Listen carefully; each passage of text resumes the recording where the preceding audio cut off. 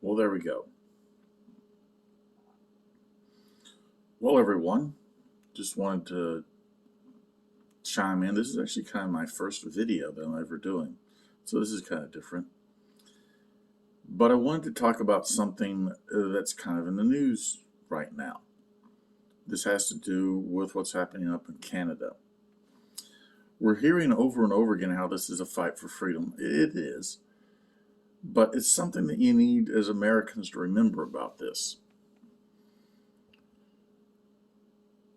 I was reading an article of a really good headline on it that said, it's called American exceptionalism for a reason. I'm looking here and it says 2/3 of Canadians support Prime Minister Justin Trudeau's decision to invoke the Emergencies Act to help handle the protests across the country, according to a survey. This, for a lot of Americans, may be a bit of a shocker, though there are plenty of Americans that support what Trudeau is doing, because there's plenty of Americans that would prefer the kind of government that they have in Canada and around the rest of the world. But that's not typical in the United States. We tend to support people like what the truckers are doing. The thing is, though, we shouldn't be surprised by it. America is a country in of itself that is different than any other nation around the world.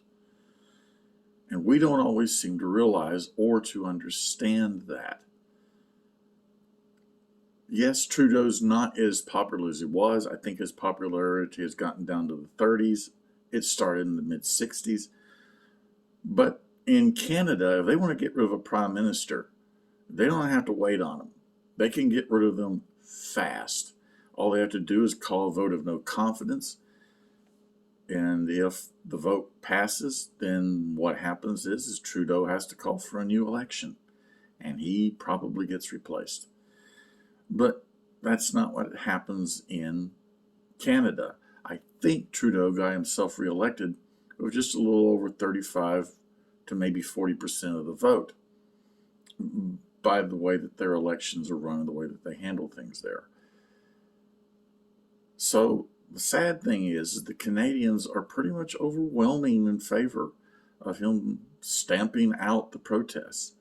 It may not make him the most popular person in the world, but on this, the Canadian people are behind him. Fortunately, you can't do that here in the United States. We've got a constitution that is based on the idea of limited government and the idea of this is a republic that we live in.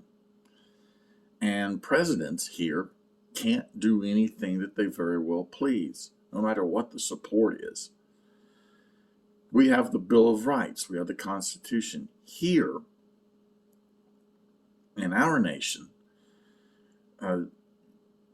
rights are given to us by God. All the government is there for is to protect those rights.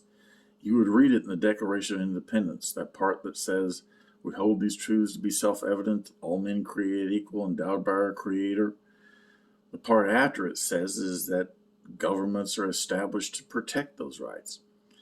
In Canada, they have something called the Charter of Rights, where the government grants rights to people. They're not God-given. They're government-given. And what the government gives, the government can take away. It's not the government's job to even protect those rights. Not really. You can take them away if the person leading the charge, leading the government, leading whoever it happens to be in Canada just decides they just don't want to protect those rights anymore. In the United States, it's different. It's different because the rights are God-given.